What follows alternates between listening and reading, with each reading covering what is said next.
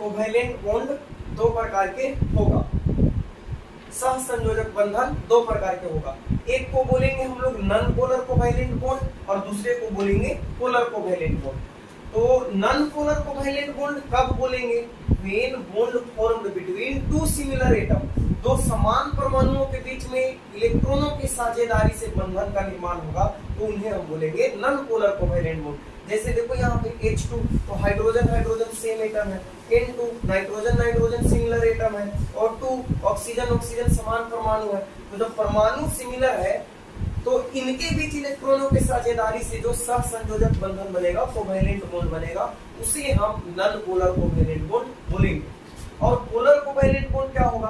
तो when bond formed between two different electronegative atom, और simply we call that two different atoms, दो भिन्न भिन्न परमाणुओं के बीच बंधन का निर्माण होगा, तो उसे हम बोलेंगे पोलर कोवैलेंट बॉन्ड। जैसे HCl तो हाइड्रोजन और क्लोरीन दो अलग एटम है, हाइड्रोजन और क्लोरीन यहाँ पे दो अलग एटम है, हाइड्रोजन और ब्रोमीन दो अलग एटम है। तो दो अलग अलग एटम के बीच में जब इलेक्ट्रॉनों के शेयरिंग से कोवैलेंट बॉन्ड का निर्माण होगा, उसे हम पोलर कोवैलेंट बॉन्ड बोलेंगे।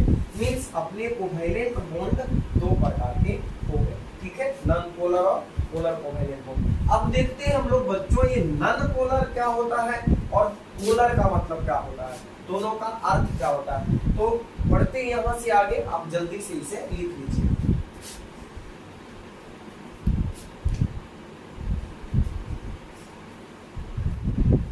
जीना है हंस के हमें जीवन का हर पल, कोई ना जाने क्या हो जाए कल, हर ख्वाब यही पे सयोना है आदमी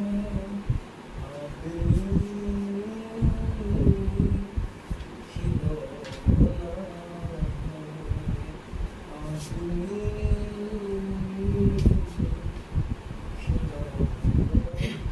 तो चलो अब बात कर लेते हैं हम लोग, जो एग्जाम्पल देखें। जैसे नॉन पोलर कोवैलेंट बॉन्ड का एग्जाम्पल आपको बताया मैंने, H2 N2 O2 इस तरह से।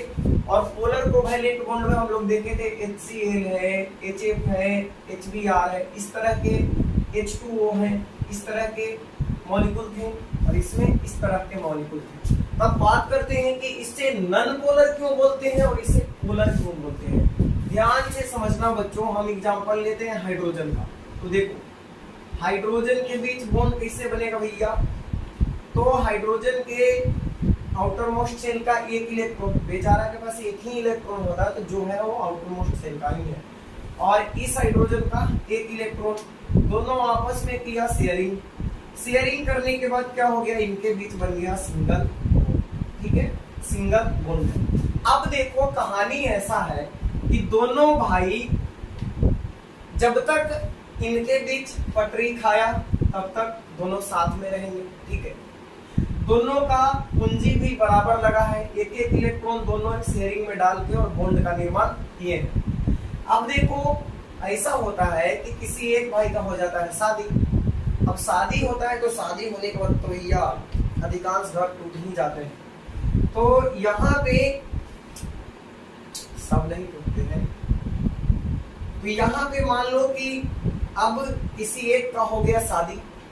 शादी होने के बाद उसकी पत्नी एक का कान भरना शुरू की, ये जी उनका में बड़ी हवा खर्चा, हमनी अलगे रहबा तो दोनों कमाएबा, तो दोनों के खूब खुशी खुशी खूब पैसा कमाएबा, खूब बढ़िया से जिंदगी चलता हुआ। हालांकि गलत सोच है, लेकिन लोग ऐसा सोचते हैं। तो मान लो कि अब दोनों को एक साथ नहीं रहना है, अलग होने का बात आता है। तो देखो बच्चों, ये भी हाइड्रोजन है और ये भी हाइड्रोजन है, दोनों सेम एटम है। जब सेम एटम है तो दोनों का जितना प्रॉपर्टी होगा वो क्या होगा? सिमिलर होगा। तो दोनों का यहाँ पे विद्युत ऋणात्मकता, जिसे हम इलेक्ट्रोनेगेटिविटी बोलते हैं, तो दोनों हाइड्रोजन का इलेक्ट्रोनेगेटिविटी भी क्या होगा? सेम होगा। अब इलेक्ट्रोनेगेटिविटी क्या होता है? तो ये जो साझे के इलेक्ट्रॉन है ना, शेयर्ड पेयर इलेक्ट्रॉन, जो शेयरिंग में डाला गया है बॉन्ड बनाने के लिए, तो दोनों एटम क्या करते हैं? इस शेयर पेयर्ड इलेक्ट्रॉन को अपनी ओर खींचते हैं। तो इस इलेक्ट्रॉन को एटम द्वारा अपनी ओर खींचने की जो प्रवृत्ति होती है, टेंडेंसी होती है, या फिर बोल सकते हो कि जो खींचने की क्षमता होती है, कैपेबिलिटी होती है, उसे हम बोलते हैं इलेक्ट्रोनिगेटिविटी, विद्युत ऋणात्मकता। ठीक है, तो दोनों एटम सेम है तो दोनों समान क्षमता होगी, दोनों को समान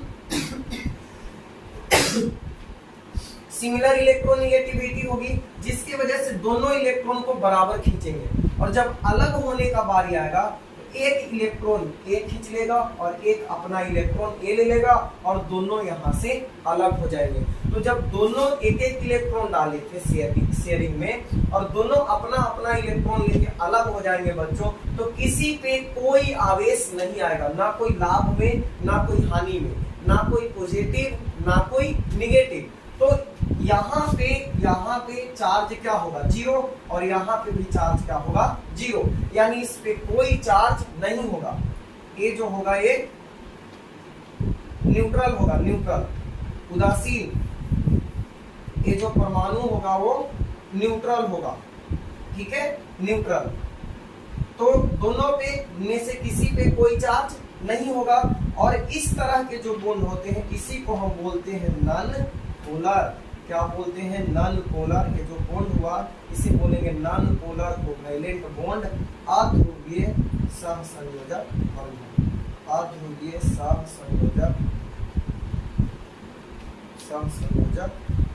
बंध। ठीक है, उसी तरह अगर Cl2 की आप बात करते हो तो क्लोरीन के बीच में भी दोनों का इलेक्ट्रोनिगेटिविटी सेम है। जब इलेक्ट्रोनिगेटिविटी सेम है तो यहाँ भी ना किसी पे पॉजिटिव ना किसी पे निगेटिव, तो ये भी क्या हो जाएगा, कोई पोल नहीं बना, ना पॉजिटिव पोल ना निगेटिव पोल। तो इस तरह के बॉन्ड को, इसको भी हम लोग बोलेंगे क्या, नॉन पोलर कोवैलेंट बॉन्ड। अब बात करते हैं HCl का। तो यहाँ पे देखो, ए हाइड्रोजन है और ए है बच्चों क्लोरीन। दोनों अपना एक एक इलेक्ट्रॉन शेयरिंग में डाला और इनके बीच क्या हो गया, एक एक इलेक्ट्रॉन का शेयरिंग हुआ तो बॉन्ड बन गया HCl।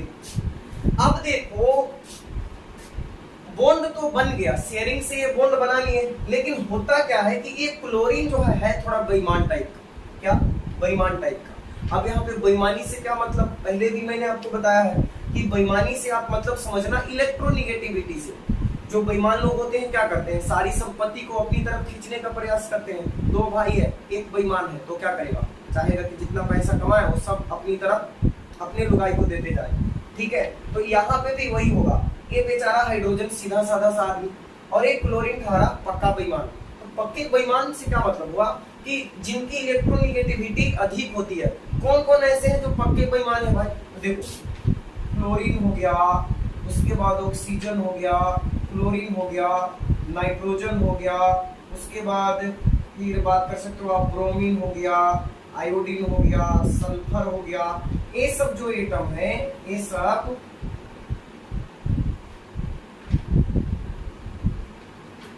पक्के बेईमान है। नीचे से ऊपर जाओगे तो इनकी इलेक्ट्रोनिगेटिविटी बढ़ेगी और इलेक्ट्रोनिगेटिविटी बढ़ेगी मतलब ये पक्के बेईमान है भाई। ये सब जो एलिमेंट है वो पक्के बेईमान है, बेईमान, पक्के बेईमान, यानी जिसके साथ रहेंगे उसको इलेक्ट्रॉन डिफिशिएंट बना देंगे, उसके इलेक्ट्रॉन को अपनी ओर खींच लेंगे। तो कौन सबसे ज्यादा खींचता है, क्लोरीन, उसके बाद ऑक्सीजन, उसके बाद क्लोरीन, नाइट्रोजन, लगभग सिमिलर, ब्रोमीन, आयोडीन, सल्फर, ये सब जो है बहुत ज्यादा इलेक्ट्रॉन खींचने वाले एलिमेंट हैं। तो इनकी इलेक्ट्रोनिगेटिविटी क्या होती है, बहुत अधिक होती है, हाई होती है। नीचे से जैसे जैसे ऊपर जाओगे तो ये बढ़ रहा है, क्लोरीन का सबसे ज्यादा है, सल्फर का। तो ये इतने जो है सबसे ज्यादा बेईमान वाले हैं। ठीक है, बाकी सब जो होते हैं इनसे कम इलेक्ट्रोनिगेटिव होती है लगभग। तो यहाँ पे देखो क्लोरीन जो है वो हाइड्रोजन से ज्यादा इलेक्ट्रोनिगेटिव है। ठीक है, तो ये क्या करेगा कि ये जो शेयर्ड पेयर इलेक्ट्रॉन है, दोनों इलेक्ट्रॉन, ऐसा होना चाहिए था ईमानदारी से कि दोनों इलेक्ट्रॉन बिल्कुल क्या रहे, बीच में रहे, मिडिल पॉइंट पे। जितना इसका दावा है उतना इसका दावा रहे इस पे। लेकिन क्लोरीन ज्यादा बेईमान होने की वजह से इलेक्ट्रॉन को अपनी ओर ज्यादा खींचता है। अब इलेक्ट्रॉन को अपनी ओर ज्यादा खींचा, और हम जानते हैं कि इलेक्ट्रॉन पे क्या होता है बच्चों, निगेटिव चार्ज होता है। इलेक्ट्रॉन पे निगेटिव चार्ज होता है। तो इलेक्ट्रॉन क्लोरीन की तरफ शिफ्ट होगा तो क्लोरीन पे थोड़ा सा निगेटिव चार्ज डेवलप हो जाएगा, ठीक है। और हाइड्रोजन का इलेक्ट्रॉन खींच लिया कौन, क्लोरीन अपनी तरफ, तो हाइड्रोजन पे हल्का सा पॉजिटिव चार्ज क्रिएट हो जाएगा, ठीक है। तो आप यहाँ पे देख रहे हो कि हाइड्रोजन पे पॉजिटिव चार्ज आ गया और क्लोरीन पे निगेटिव चार्ज आ गया, मतलब यहाँ पे दो पोल उत्पन्न हो गया बच्चों, दो पोल क्रिएट हो गया, पॉजिटिव पोल और निगेटिव पोल, पॉजिटिव पोल और निगेटिव पोल। तो ये जो बॉन्ड बना ना, यानी यहाँ पे पोल जनरेट हो जा रहा है, पोल उत्पन्न हो जा रहा है, तो इस तरह के बॉन्ड को हम लोग बोलेंगे polar covalent bond, polar covalent bond, ध्रुवीय ध्रुवीय सहसंयोजक सहसंयोजक बंधन, ध्रुवीय सहसंयोजक बंधन। यहाँ पे दो ध्रुव का निर्माण हो रहा है, धन ध्रुव और ऋण ध्रुव, तो इसीलिए इसको क्या बोलते हैं, पोलर कोवैलेंट बॉन्ड हम लोग बोलते हैं। तो आई होप आप समझ गए होंगे कि नन पोलर का क्या मतलब होता है। दो सिमिलर एटम है, दोनों की इलेक्ट्रोनेगेटिविटी सेम है, तो दोनों बराबर क्षमता से इलेक्ट्रॉन को अपनी ओर खींचेंगे, इसके वजह से ना किसी पे प्लस आएगा और ना किसी पे माइनस आएगा, यानी कोई भी पोल का निर्माण नहीं होगा, कोई भी ध्रुव का निर्माण नहीं होगा, तो इन्हें हम बोलेंगे अध्रुवीय सहसंयोजक बंधन। और यहाँ पे क्या होगा कि दोनों का इलेक्ट्रोनेगेटिविटी में अंतर होगा, क्योंकि एटम डिफरेंट है, तो जो ज्यादा इलेक्ट्रोनेगेटिव एटम होगा वो इलेक्ट्रॉन को अपनी तरफ ज्यादा खींचेगा, जिसके वजह से उस पे नेगेटिव चार्ज क्रिएट होगा, और जिसका इलेक्ट्रॉन खींचा गया उस पे पॉजिटिव चार्ज क्रिएट होगा, यानी पोल क्रिएट होगा यहाँ पे, इसीलिए इसे हम पोलर कोवैलेंट बॉन्ड, ध्रुवीय सहसंयोजक बंधन बोलते हैं। अब एक चीज और याद रखना बच्चों, ये सब जो एटम है ना, इनको हम लोग होमो एटॉमिक मॉलिक्यूल बोलते हैं। सब जो मॉलिक्यूल है, H2 है, N2 है, O2 है, इसे होमो एटॉमिक मॉलिक्यूल कहते हैं, होमो एटॉमिक मॉलिक्यूल।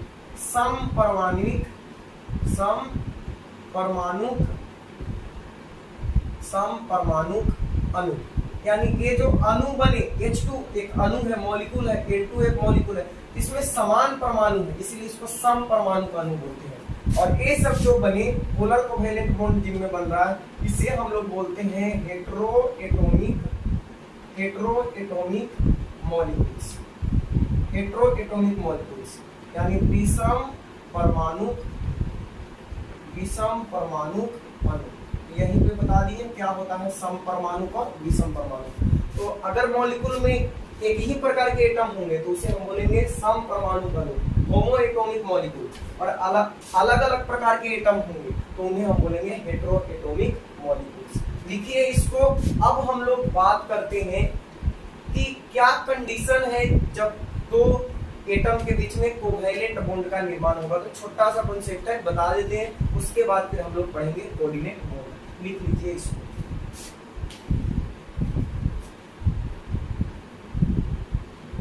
अब हम लोग बात कर लेते हैं कि क्या कंडीशन है कि दो एटम के बीच में कोवैलेंट बॉन्ड का निर्माण होगा। तो बच्चों पहला बात नंबर 1 कि कोवैलेंट बॉन्ड जो होता है वो दो नॉन मेटल के बीच में बनता है, यानी दोनों या जितने भी परमाणु कोवैलेंट बॉन्ड में भाग ले रहे हैं वे अधातु होने चाहिए, नॉन मेटल्स होने चाहिए, जैसे carbon, hydrogen, nitrogen, phosphorus, sulphur, chlorine, bromine, oxygen, ये होने चाहिए, तब जाके उनके बीच में कोवैलेंट बॉन्ड का निर्माण होगा।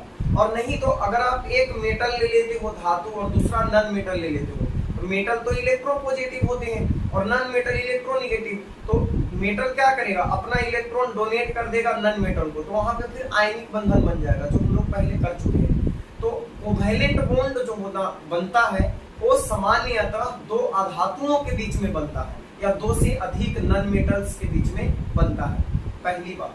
दूसरी कि कोवैलेंट बॉन्ड बनने के लिए एटम्स का इलेक्ट्रोनेगेटिविटी यानी विद्युत ऋणात्मकता में बहुत ज्यादा का डिफरेंस नहीं होना चाहिए। अब जैसे हम बात कर ले सोडियम का और क्लोरीन का, तो इनके इलेक्ट्रोनेगेटिविटी में बहुत ज्यादा का डिफरेंस होता है, ठीक है।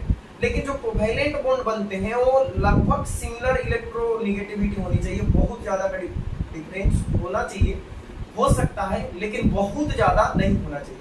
अब जैसे Br2 बना तो दोनों सिमिलर इलेक्ट्रोनेगेटिव है, H2 बन गया तो दोनों हाइड्रोजन सिमिलर है, HCl बन गया तो यहाँ पे भी इलेक्ट्रोनेगेटिविटी में बहुत ज्यादा का डिफरेंस नहीं है। तो इस तरह से। और तीसरा कंडीशन कि वैसे एटम जिनकी वैलेंसी 3 से अधिक होते हैं, जैसे कार्बन का 4 होता है, फास्फोरस का 3 भी होता है और 5 भी होता है, तो वैसे एटम जिनकी वैलेंसी 3 से अधिक होती है वो जनरली कोवैलेंट बॉन्ड का निर्माण करते हैं। ठीक है, जैसे CH4 हो गया, PCl5 हो गया, तो कोवैलेंसी 3 से अधिक होगी तो वे सहसंयोजक बंधन का निर्माण करेंगे। अब हम लोग चलते हैं अपना अगला एक छोटा सा बॉन्ड, एक प्यारा सा बॉन्ड जिसे हम लोग बोलते हैं coordinate bond. Coordinate bond, coordinate bond या इसे हम डेटिव बॉन्ड भी बोलते हैं बच्चों, डेटिव बॉन्ड, डेटिव बॉन्ड। और हिंदी में बोले तो इसे उपसहसंयोजक,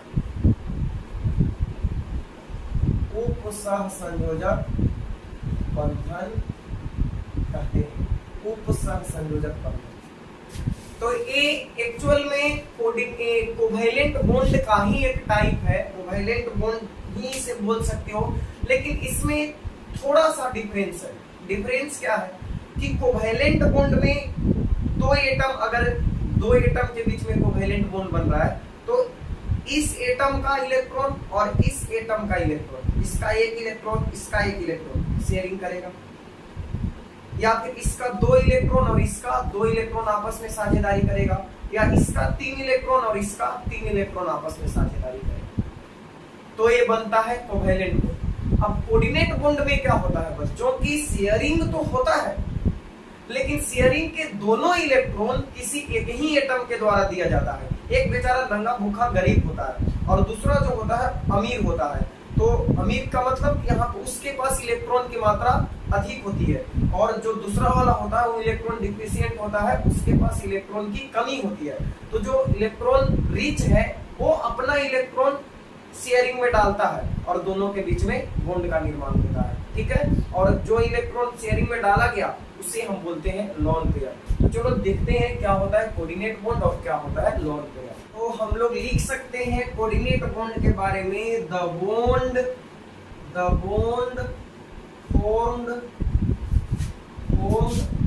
between two atoms by sharing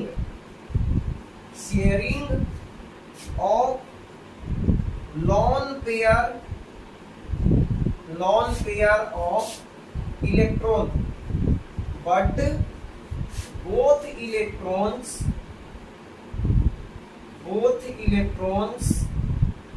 are shared by only one atom.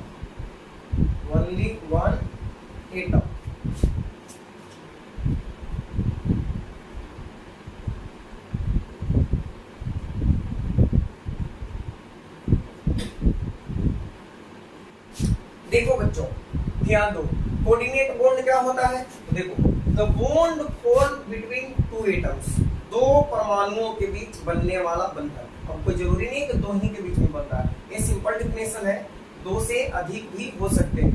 तो the bond formed between two और more than two atoms by sharing of lone pair of electron, यानी उनके बीच इसकी शेयरिंग हो रहा है मेरे भाई, उनके बीच शेयरिंग हो रहा है लोन पेयर इलेक्ट्रॉन का। अभी लोन पेयर इलेक्ट्रॉन क्या होता है देखते हैं कुछ देर के बाद, लेकिन अभी समझ लो कि जो बॉन्ड बन रहा है वो लोन पेयर इलेक्ट्रॉन के शेयरिंग से बन रहा है, but both electrons are shared by only one atom. लेकिन दोनों के दोनों इलेक्ट्रॉन, यानी अभी बताए थे हम कि साझेदारी में दोनों का साझेदारी होना चाहिए, लेकिन साझेदारी में सिर्फ एक ही आदमी अपना पूंजी लगा रहा है और दूसरा कुछ नहीं लगा रहा है। तो यहाँ पे लोन पेयर इलेक्ट्रॉन का साझेदारी हो रहा है और ये लोन पेयर जो है एक ही एटम के द्वारा दिया जाता है। तो इस तरह का जो बॉन्ड बनता है उसे हम बोलते हैं कोऑर्डिनेट बॉन्ड या फिर डेटिव बॉन्ड।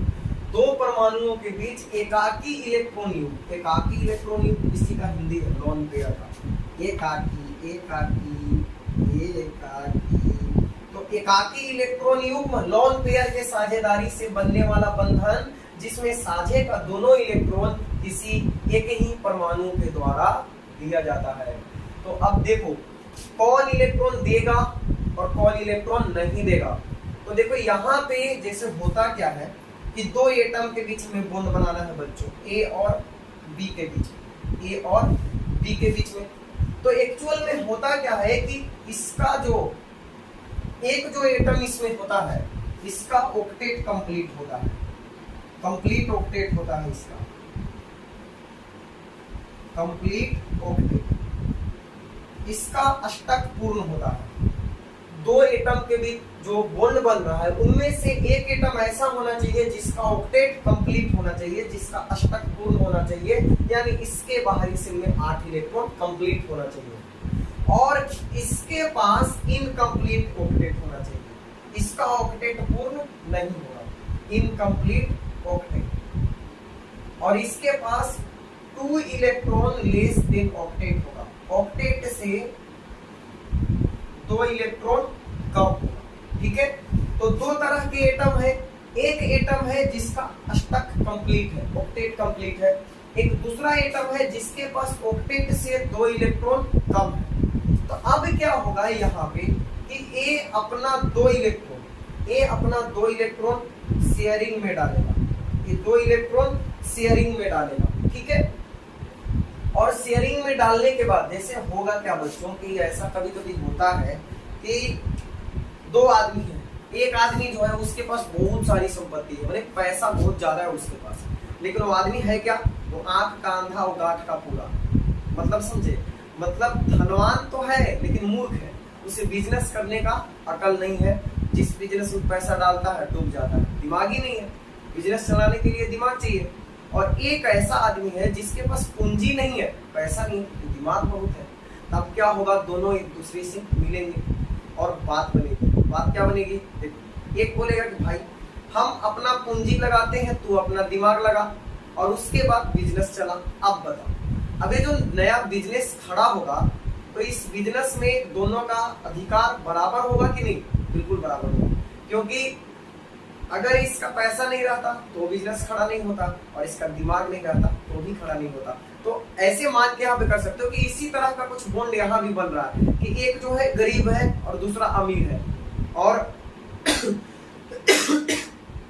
सॉरी, और अमीर आदमी क्या कर रहा है, अपना इलेक्ट्रॉन शेयरिंग में डाल रहा है और दोनों के बीच बॉन्ड का निर्माण हो रहा है। तो देखो इसके पास ऑक्टेट से 2 इलेक्ट्रॉन कम है और इसका ऑक्टेट कंप्लीट है, तो ये अपना दोनों इलेक्ट्रॉन, क्योंकि इसके पास तो इलेक्ट्रॉन है ही नहीं है भाई, इसके पास तो ऑक्टेट से कम इलेक्ट्रॉन है, तो ये अपना इलेक्ट्रॉन शेयरिंग में डालेगा और इनके बीच में एक बॉन्ड बनेगा, ए और बी के बीच में, और ये जो बॉन्ड बनेगा इसी को हम लोग बोलेंगे बच्चों कोऑर्डिनेट बॉन्ड, और इसे हम लोग एक एरो के द्वारा दिखाते हैं, इसके द्वारा, एरो के द्वारा।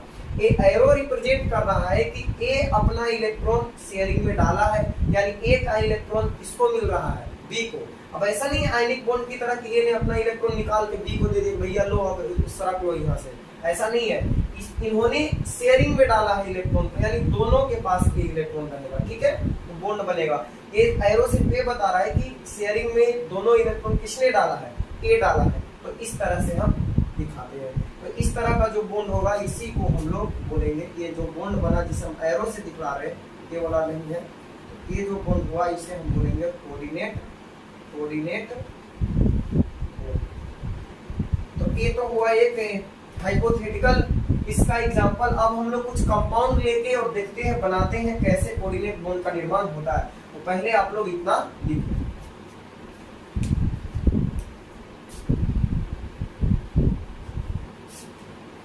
बच्चों अब हम लोग बात करते हैं कि कोऑर्डिनेट बॉन्ड बनता कैसे है। देखो जैसे अभी एग्जांपल मैंने आपको दिया कि ए होता है और एक बी होता है, ए अपना इलेक्ट्रॉन किसे देता है, बी को देता है, इसका ऑक्टेट कंप्लीट होता है भाई साहब, ऑक्टेट कंप्लीट होता है, इसका कंप्लीट ऑक्टेट रहता है, और इसका 2 इलेक्ट्रॉन लेस देन ऑक्टेट। ठीक है, ऑक्टेट। इसको दोबारा मैंने इसलिए लिखा कि बताना है कि ए जो होता है ना बच्चों, इसे हम बोलते हैं डोनर। क्या बोलते हैं? डोनर, यानी दाता। दाता, विधाता का दूसरा रूप है दाता, जो किसी का दान करता है ना, दान देने वाला महान होता है। तो ए जो है वो डोनर है, डोनर जो इलेक्ट्रॉन दे रहा है, अपना इलेक्ट्रॉन शेयरिंग में डाल रहा है। और ए क्या है? इसे हम बोलते हैं एक्सेप्टर। एक्सेप्टर, एक्सेप्टर यानी ग्राही। ये इलेक्ट्रॉन को ग्रहण कर रहा है, ले रहा है। ठीक है, तो ये दाता परमाणु है और एक ग्राही परमाणु है। तो तब जाके इनके बीच में ये अपना इलेक्ट्रॉन देता है, तो ये कोऑर्डिनेट बॉन्ड। ये कौन सा बॉन्ड है भैया? कोऑर्डिनेट बॉन्ड है। इसी को हम एरो के द्वारा दिखलाते हैं। ये तो ढेर सारा कोऑर्डिनेट बॉन्ड बनाए हैं आप सब, नहीं भाई, यही एक कोऑर्डिनेट बॉन्ड है। ये तो एरो देके दिखला रहे हैं, ऊपर में सिंबल दिया है, सब कोऑर्डिनेट बॉन्ड नहीं है। कोऑर्डिनेट बॉन्ड ये वाला बनना है। ओके, ठीक है। अब ये दाता जो होता है ना, इसमें एक टर्म हमें बताना है। ये लुईस क्षार होते हैं। क्या होते हैं? लुईस क्षार होते हैं, लुईस बेस। ठीक है, और एक्सेप्टर जो होता है वो हमेशा लुईस अम्ल होता है। लुईस अम्ल, लुईस एसिड, लुईस एसिड। तो कोऑर्डिनेट बॉन्ड बनता है दो एटम के बीच में। एक का ऑक्टेट कंप्लीट होता है, एक के पास ऑक्टेट से 2 इलेक्ट्रॉन कम होता है। तो जिसका ऑक्टेट कंप्लीट होता है वो अपना 2 इलेक्ट्रॉन साझेदारी में डालता है, और इसे हम डोनर एटम बोलते हैं। जिसे इलेक्ट्रॉन मिलता है उसे एक्सेप्टर एटम बोलते हैं। डोनर एटम क्या होता है? लुईस क्षार होता है, लुईस बेस होता है। और एक्सेप्टर एटम क्या होता है? लुईस एसिड होता है। अब आपके मन में सवाल आ रहा होगा कि सर लुईस बेस क्या है और लुईस एसिड क्या है? एक बहुत ही इंपॉर्टेंट टॉपिक है बच्चों, लुईस एसिड और लुईस बेस। तो इस पे हम एक इंडिविजुअल वीडियो बनाएंगे, छोटा सा 10 से 15 मिनट का, और उसको देखने के बाद आप लुईस बेस और लुईस एसिड आसानी से समझ पाओगे और फिर इससे रिलेटेड कोई दिक्कत नहीं होगा। तो इसकी बात हम करेंगे एक अलग सेपरेट वीडियो में, जिससे पेन से जो लिखकर मैंने बनाया है इलेक्ट्रॉनिक कॉन्फ़िगरेशन का। तो जिन बच्चों को, देखो एक और बात बताते हैं आपको, ये वीडियो तो आएगा ही जो हम सामने आकर पढ़ा रहे हैं आपको, और एक दूसरे टाइप का वीडियो भी आएगा जो 10 से 15 मिनट 20 मिनट का वीडियो होगा, जो हाथ से लिखने वाला होगा, जिसे हम पेपर और पेन की सहायता से पढ़ेंगे। और उसमें जितने भी इम्पोर्टेंट टॉपिक है, जितने भी केमिस्ट्री से इम्पोर्टेंट टॉपिक है, छोटे छोटे टॉपिक जो इम्पोर्टेंट है, उस वीडियो में हम डिस्कस करेंगे। ठीक है, जैसे अभी कल आज ही मैंने अपलोड किया है इलेक्ट्रॉनिक कॉन्फ़िगरेशन का वीडियो। तो जिन बच्चों को इलेक्ट्रॉनिक कॉन्फ़िगरेशन में दिक्कत होता है, तो मैंने एक छोटा सा ट्रिक बताया इलेक्ट्रॉनिक कॉन्फ़िगरेशन लिखने का। हालांकि इलेक्ट्रॉनिक कॉन्फ़िगरेशन लिखने के लिए बहुत सारा थ्योरीज पढ़ना होता है, रूल्स, रूल ऑफ बॉक प्रिंसिपल, लेकिन ये सब अगर आप लोगों ने नहीं पढ़ा है तो उस वीडियो के थ्रू आप जा सकते हो और आसानी से इलेक्ट्रॉनिक कॉन्फ़िगरेशन लिखना सीख सकते हो। तो उस तरह के जो इम्पोर्टेंट टॉपिक होंगे उसे हम इंडिविजुअल वीडियो में कर लेंगे। ठीक है, जिसे हम पेपर पेन की सहायता से आपको पढ़ा देंगे उस सब के टाइम में। तो लुईस एसिड और लुईस बेस भी देखते हैं, कल तक इसको अपलोड कर देंगे हम कि क्या होता है। 5 से 10 मिनट के बीच का वीडियो होगा, बहुत ही इजी वे में आपको समझा देंगे। तो चलते हैं अब यहाँ से आगे, हम लोग एग्जाम्पल करते हैं इसका कोऑर्डिनेट बॉन्ड का। अब जैसे देखो बच्चों, SO2 का एग्जाम्पल लेते हैं हम लोग, SO2 का। ठीक है, तो यहाँ पे एक सल्फर है और 2 ऑक्सीजन है। देखो सल्फर है और क्या है? ऑक्सीजन है। सल्फर है और ऑक्सीजन है। सल्फर का एटॉमिक नंबर होता है बच्चों 16।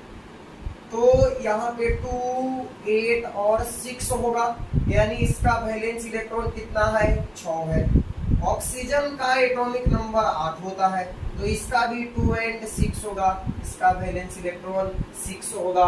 तो देखो होगा क्या? 6 इलेक्ट्रॉन बाहरी सेल में है किसके? सल्फर के। तो 6 इलेक्ट्रॉन दिखा दिए सल्फर के। ऑक्सीजन के भी बाहरी सेल में 6 इलेक्ट्रॉन है, तो यहाँ पे 2, 4, 2, 6, और उसके बाद इसके पास भी क्या होगा? 6 इलेक्ट्रॉन होगा। अब देखो बच्चों, यहाँ पे होगा क्या कि सल्फर के बाहरी सेल में 2 इलेक्ट्रॉन है और इस ऑक्सीजन के बाहरी सेल में भी 2 इलेक्ट्रॉन, सल्फर के बाहरी सेल में 6 इलेक्ट्रॉन है और इस ऑक्सीजन के बाहरी सेल में भी 6 इलेक्ट्रॉन है। तो इनका ऑक्टेट कंप्लीट करने के लिए कितना इलेक्ट्रॉन घट रहा है? 2-2 इलेक्ट्रॉन घट रहा है।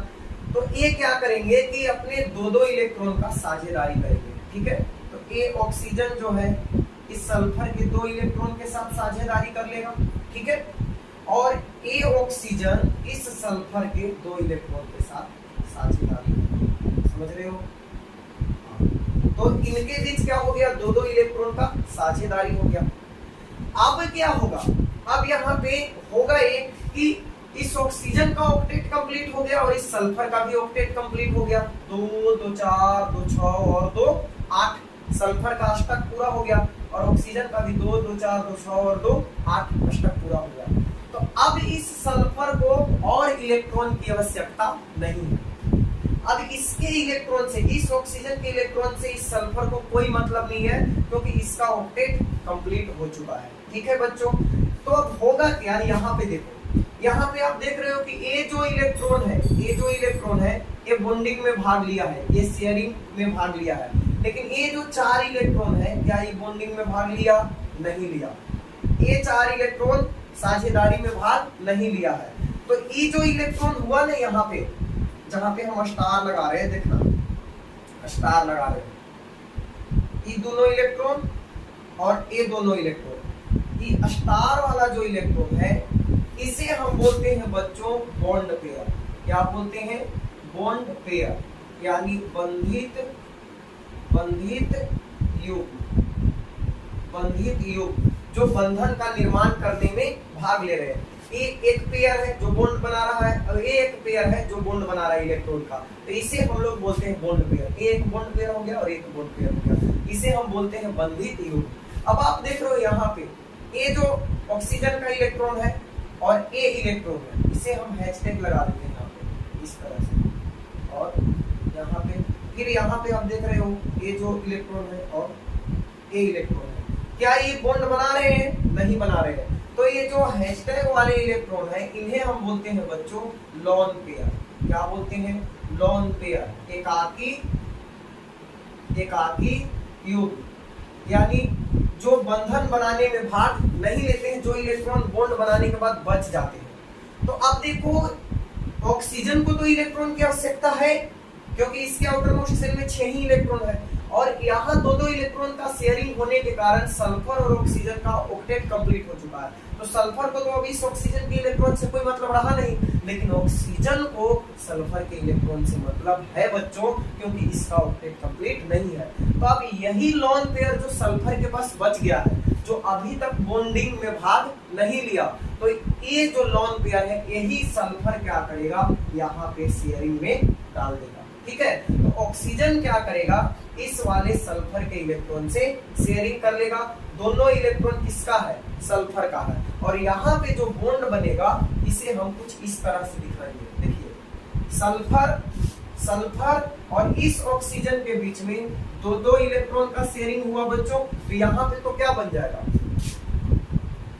यहाँ पे तो बन जाएगा डबल बॉन्ड, क्योंकि सल्फर और ऑक्सीजन के बीच में 2-2 इलेक्ट्रॉन का साझेदारी हुआ है। लेकिन यहाँ पे सल्फर सिर्फ अपना इलेक्ट्रॉन शेयरिंग में डाला है, अपने लोन पेयर इलेक्ट्रॉन को। तो यहाँ पे बच्चों ऑक्सीजन और सल्फर के बीच में बन जाएगा कोऑर्डिनेट बॉन्ड। क्या बनेगा? कोऑर्डिनेट बॉन्ड बनेगा। इस तरह से कोऑर्डिनेट बॉन्ड का निर्माण होता है, ठीक है।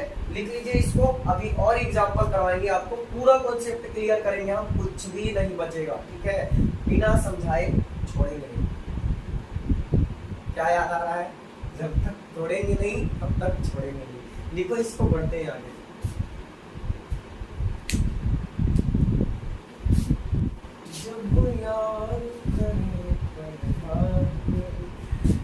चलो एक नेक्स्ट एग्जांपल लेते हैं NH4 प्लस का। NH4 प्लस का एक ऐसे बनता है बच्चों, तो देखो यहाँ पे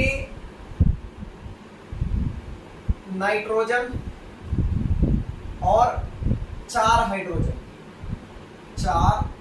हाइड्रोजन होंगे, जिसमें से एक हाइड्रोजन जो है उसके पास इलेक्ट्रॉन नहीं है, यानी H+ है, ठीक है। और 3 हाइड्रोजन के पास अपना एक एक इलेक्ट्रॉन जो है वो है। एक हाइड्रोजन बेचारा गरीब है, इसके पास इलेक्ट्रॉन नहीं है, इसका कोई इलेक्ट्रॉन, इसके इलेक्ट्रॉन को कोई बेईमान एटम लेके भाग गया है, जैसे क्लोरीन लेके भाग गया होगा, फ्लोरीन लेके भाग गया होगा, ऑक्सीजन लेके भाग गया होगा, तो इसको थपड़िया के इसका ऑक्सीजन लेके इसका इलेक्ट्रॉन लेके भाग गया, ठीक है। तो बेचारा नंगा भूखा। अब यहाँ पे देखो नाइट्रोजन की बात करें अगर हम, तो नाइट्रोजन के बाहरी सिल में कितना इलेक्ट्रॉन होगा बच्चों? नाइट्रोजन का एटॉमिक नंबर 7 है, तो 2 और 5 होगा। और उसके बाद हाइड्रोजन, तो इसके पास ले देके एक ही कोई इलेक्ट्रॉन ही होता है। देखो अब क्या होगा, इस नाइट्रोजन का इलेक्ट्रॉन, ये नाइट्रोजन का इलेक्ट्रॉन, ये नाइट्रोजन का इलेक्ट्रॉन, और यहाँ पे 2 नाइट्रोजन का इलेक्ट्रॉन। देखो 2 3 4 5 इलेक्ट्रॉन बाहरी सिल में नाइट्रोजन के, और यहाँ पे हाइड्रोजन का भी कितना होगा? एक एक इलेक्ट्रॉन होगा कि नहीं होगा? तो हाइड्रोजन के पास भी एक एक इलेक्ट्रॉन है भाई साहब। अच्छा चलो इसके इलेक्ट्रॉन को कुछ अलग तरीके से दिखला देते हैं, लोग पुटिंग कर देते हैं, इसको ऐसे क्रॉस कर देते हैं, ठीक है। और इसके पास तो इलेक्ट्रॉन है ही नहीं। अब क्या होगा कि इसके एक इलेक्ट्रॉन के बीच एक एक इलेक्ट्रॉन के बीच शेयरिंग हुआ, इसके एक एक इलेक्ट्रॉन के बीच शेयरिंग हुआ, इसके एक एक इलेक्ट्रॉन के बीच शेयरिंग हुआ। यहाँ पे तो सिंगल बॉन्ड बन जाएगा एक एक इलेक्ट्रॉन के साझेदारी से। अब देखो हाइड्रोजन के पास क्या इलेक्ट्रॉन है? नहीं है। लेकिन नाइट्रोजन के पास एक लोन पेयर बचा कि नहीं बचा? इसको इसी को ना बोले थे हम लोन पेयर, जो बॉन्ड बनाने के बाद इलेक्ट्रॉन बच जाता है। और ये जो दोनों इलेक्ट्रॉन हो रहे हैं इसे हम क्या बोलेंगे बच्चों? बॉन्ड पेयर बोलेंगे। तो यहाँ पे ये जो है लोन पेयर है, कौन वाला? कहाँ देख रहे हो? कहाँ देखा तो है? कहाँ देखा तो? यहाँ पे देखो ये जो इलेक्ट्रॉन बच गया, जो बॉन्ड नहीं बना रहा है, इसको बोलेंगे लोन पेयर। तो ये नाइट्रोजन क्या करेगा? अपना इलेक्ट्रॉन शेयरिंग में डालेगा, ठीक है, और हाइड्रोजन को मिलेगा इलेक्ट्रॉन। और उसके बाद बॉन्ड बनेगा, कैसा बॉन्ड बनेगा? देखो N और H, इसके बीच सिंगल बॉन्ड, इस नाइट्रोजन हाइड्रोजन के बीच सिंगल बॉन्ड, यहाँ पे सिंगल बॉन्ड, और यहाँ पे बनेगा बच्चों कोऑर्डिनेट बॉन्ड जो कि H+ था। तो आप इसे पूरा बॉन्ड को ऐसे दिखा सकते हो, N H H H, और यहाँ पे कोऑर्डिनेट बॉन्ड बना, और एक पूरा कंपाउंड पे क्या आ गया? पॉजिटिव चार्ज आ गया। इसे हम लोग बोलते हैं बच्चों अमोनियम आयन। इसका नाम क्या है? ये जो भाई साहब दिख रहे हैं इनका नाम है अमोनियम आयन। क्या नाम है? अमोनियम आयन नाम है। तो इस तरह से अमोनियम आयन का निर्माण होता है। लिख लीजिए इसको।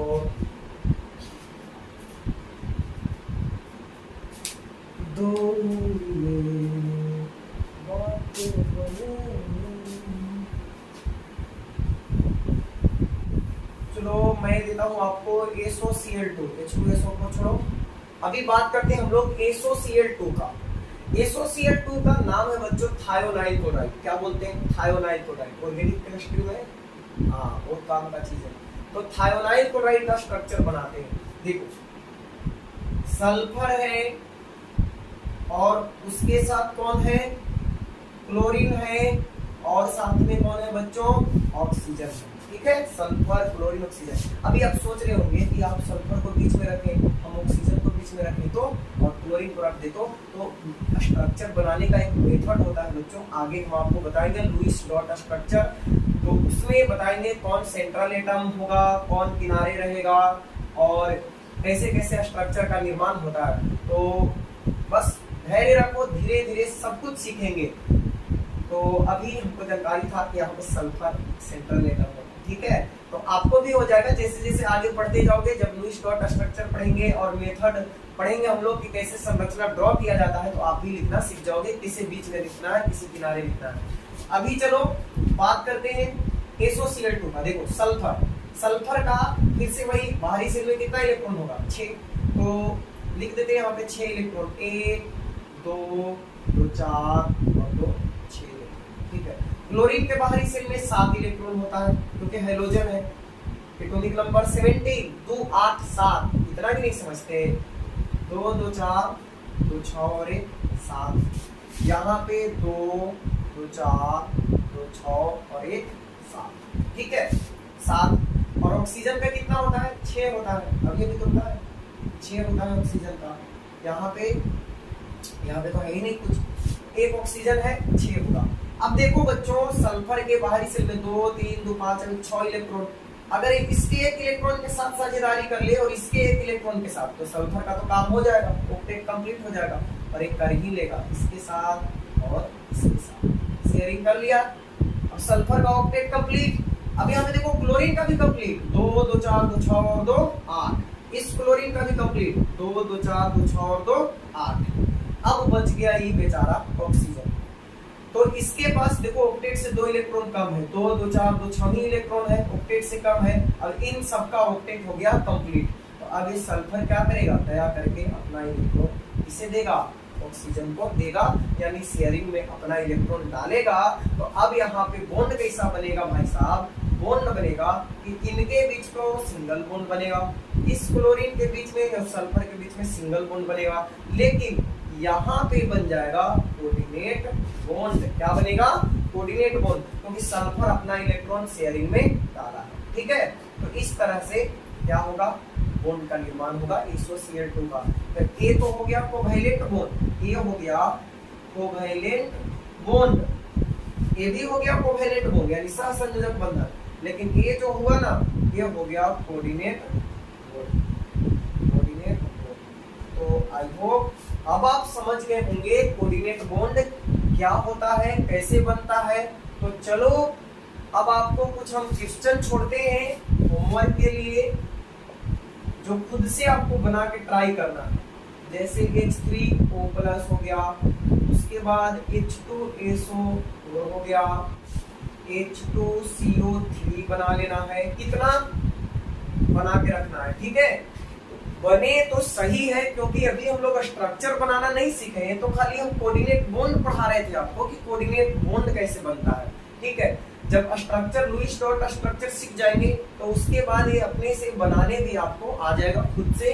तो आप ट्राई कर सकते हो, बने तो ठीक, नहीं बने तो भी ठीक। जब लुईस डॉट स्ट्रक्चर पढ़ेंगे तो भी सारा कुछ आपसे बनने लगेगा। ठीक है, तो नेक्स्ट लेक्चर तो हमारा होगा अभी ऑक्टेट रूल फेल करेगा, और उसके बाद कुछ कॉन्सेप्ट आएंगे, थ्योरीज आएंगे, जैसे सिज्विक रूल ऑफ मैक्सिमम कोवैलेंसी, सिज्विक का अधिकतम सहसंयोजकता का नियम। उसको पढ़ने के बाद फिर हम आपको पढ़ाएंगे Lewis dot structure, very very important है। और उसके बाद फिर आते जाएगा नया नया theory, valence bond theory, molecular orbital theory, VSEPR theory, बहुत सारा थ्योरी आएगा। तो आज का लेक्चर खत्म करते हैं यहीं पे बच्चों, मिलते हैं बच्चों नेक्स्ट वीडियो में। Thank you, thanks for watching.